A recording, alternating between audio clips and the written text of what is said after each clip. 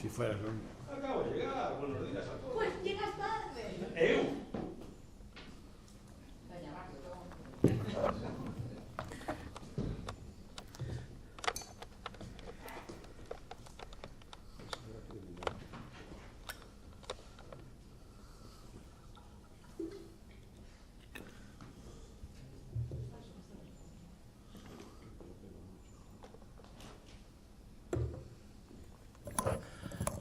Moi bons días, vexo que hai moitas ganas de que es comece, entonces, cando me digades, sin problema.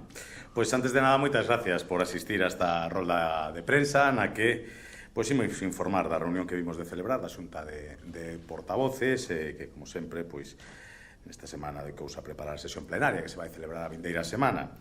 Unha sesión plenaria na que, en primeiro lugar, procederase a xura ou promesa do cargo dos 7 novos diputados do Grupo Popular que veñen a sustituir os conselleiros do Goberno galego que renunciaron á súa acta neste Parlamento.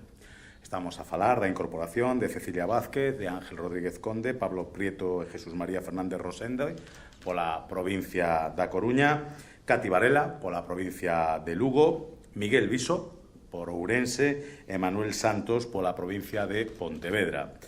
Aos conselleiros saíntes, por suposto, darlle as gracias pola súa plena disposición a deixar as súas actas de diputados para centrarse no seu traballo no goberno galego. E aos novos diputados, pois, darlles a benvida e animalos a traballar e defender os intereses de Galicia, especialmente dos seus territorios de referencia, escoitando e sempre sendo voz dos seus veciños neste Parlamento galego.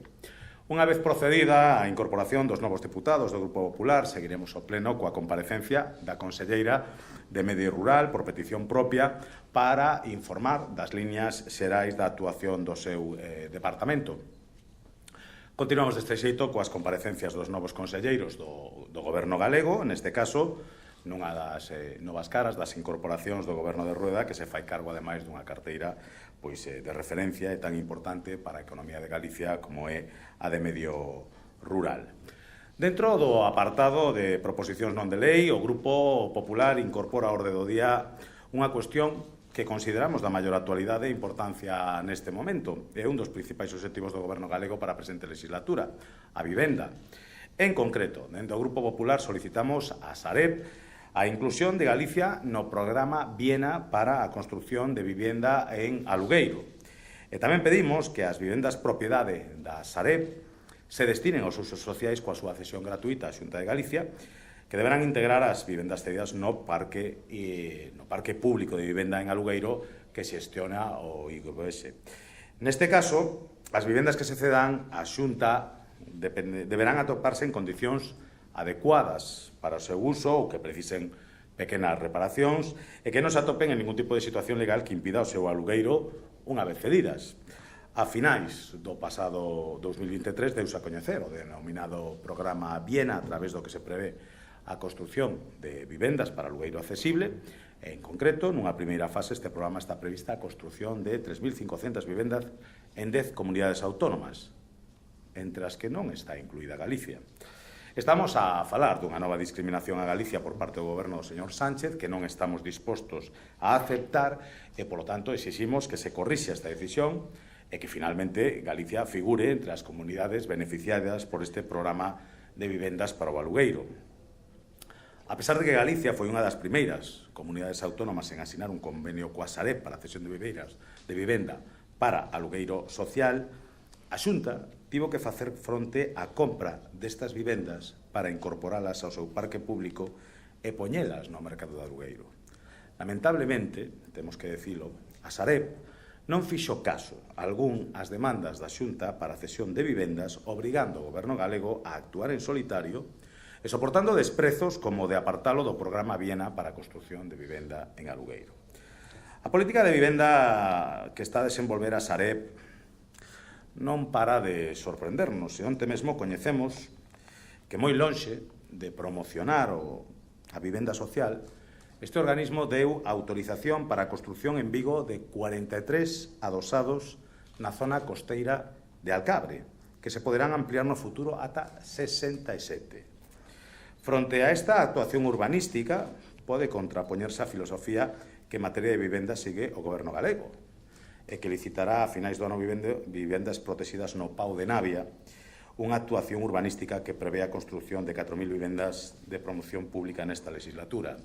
Eu creo que en poucas ocasións unha única páxina dun periódico amosa tamén a diferencia das políticas en materia de vivenda duns e doutros. Arriba se nos anuncia a construción de eses 43 adosados e abaixo a construción de 4.000 vivendas de promoción pública na mesma cidade. Son dúas formas moi diferentes, efectivamente, de afrontar o problema da vivenda dende dúas administracións diferentes. Adosados á beira da praia por parte do Estado, vivenda protexida a través de cooperativas destinadas para as persoas con menos posibilidades económicas por parte da administración galega.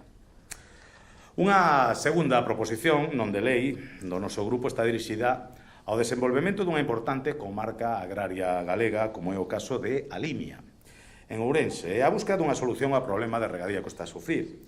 Traemos ao Parlamento as preocupacións dos produtores e regantes da Limia, reclamando melloras e pedindo ao Goberno Central un esforzo adicional que se traduza en novos investimentos para a mellora de regadío e que os veciños non teñan que afrontar sobrecustes nas súas explotacións. En concreto, pedimos ao Goberno Central a través do Ministerio de Agricultura que promova un cambio legislativo que permita non repercutir o IVE non deducible aos regantes. No caso de que isto non fora posible, solicitamos que se asuma a financiación do 80% de dito IVE. Ademais, instamos ao Ministerio a que revise o esquema de financiamento do convenio para evitar que os regantes teñan que avalar o montante total do seu investimento. E tamén nos diriximos á Xunta de Galicia e á Deputación de Ourense para que asuman o financiamento do 20% do IVE da actuación no caso de que non se acade o cambio legislativo que permite a súa non repercusión. Ata de agora, o compromiso amosado polo Goberno galego permitiu dar continuidade á aposta a prol da optimización do regadío da comarca da Limia, coa construción de 40 pozos para a captación de augas subterráneas e da instalación dos sistemas de bombeo.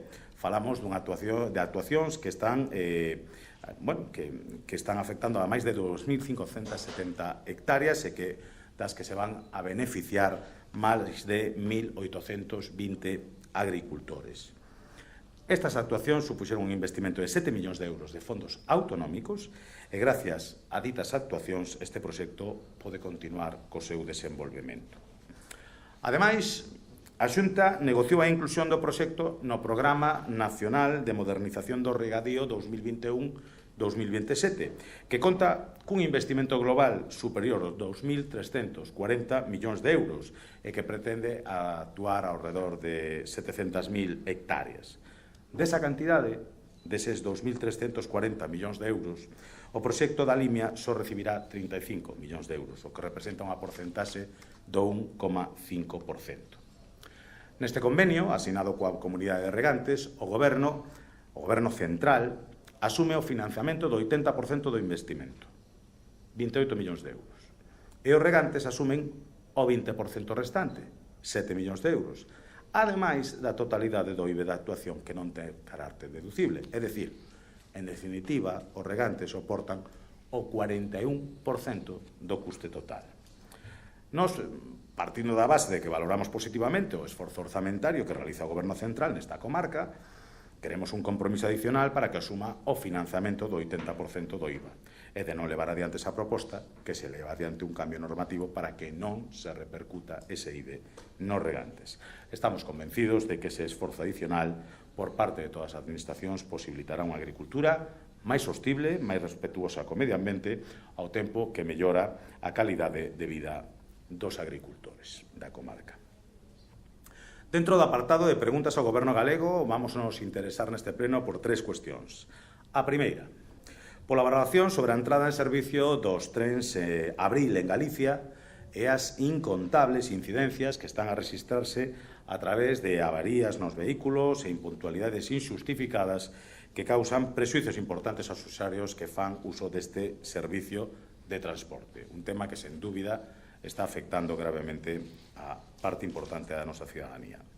A segunda pregunta ten que ver coa aplicación do protocolo que regula o uso dos móviles nos centros educativos durante o tempo de lecer. Unha decisión adoptada despois de varias reunións coa comunidade educativa e logo de constatar que a súa proposta repercutía positivamente na convivencia escolar e, polo tanto, queremos coñecer o parecer do Goberno sobre esa implantación. E, por último, queremos saber cales son os avances que se produciron no período na execución do Plan de Seguridade Viaria de Galicia 2021-2025 e o faremos un día despois de que se celebre o vindeiro 10 de xuño o Día Mundial da Seguridade Viaria. Creo que é unha boa ocasión para saber o que levamos feito nesta materia. E iso son os temas que imos a trasladar ao Pleno e, pola miña parte nada máis, simplemente poñerme a vosa disposición por se hai algunha aclaración ou pregunta adicional a que querades que resposte. Sobre outros asuntos, quería preguntarle sobre Altri, a edición de empresa. Perdón? Altri, sí. A edición da empresa que estivo aquí explicando un proxecto e falaba de desinformación alrededor do que se vai construir en Palas. E, por outra banda, sobre a rebaixa fiscal aprobada onte no Consello do imposto de sucesións para as herdanzas, se non cree que menoscaban a facenda pública en canto a recursos para destinar a servicios públicos.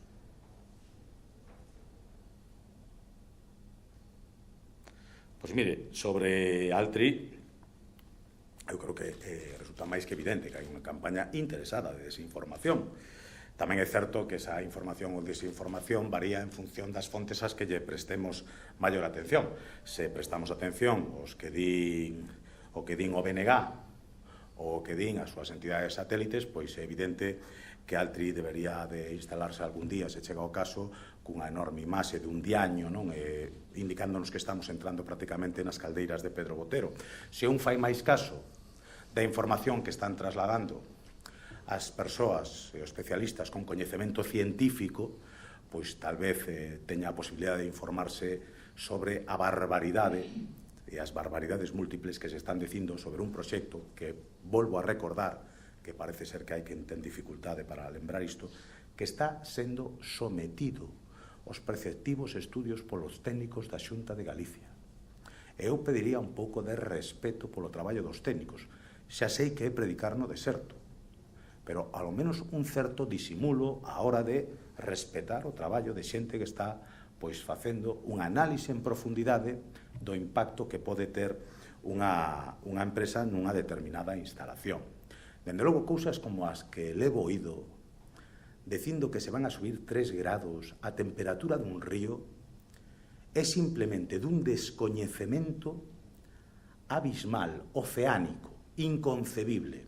E que se diga iso na sede da representación popular de Galicia, me parece un atrevamento sin límites. Evidentemente, unha falsedade, unha máis de tantas que levamos escoitando estes días. Eu, polo tanto, os cidadáns o que lle recomendo é máis atención aos científicos e menos atención aos que están a falar sen o aval de ningún coñecemento específico que respalde as súas afirmacións. Respecto ás rebaixas fiscais, eu, en principio, felicitarnos de que sigamos por esa senda. Son moitos os anos en que a Xunta de Galicia, presidida polo Partido Popular, leva implementando esas bonificacións de carácter fiscal, por certo, máis do 80% delas con carácter exclusivamente social e que benefician a inmensa maioría dos galegos, xa que nos acusan de ser amigos daqueles aos que bonificamos fiscalmente, pois estamos moi felices de bonificar a inmensa maioría do pobo galego e, polo tanto, de considerar amigos do Partido Popular a inmensa maioría do pobo galego.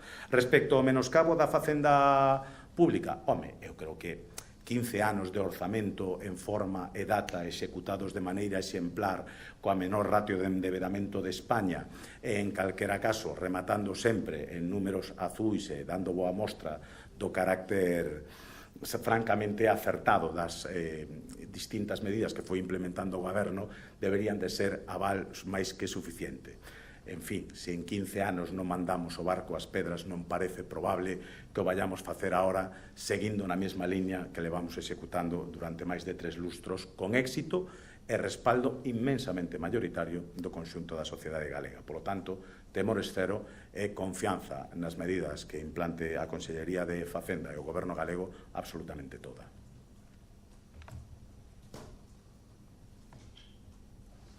Algunha cousiña máis? Pois moitísimas gracias e nos vemos en moi breve espazo de tempo.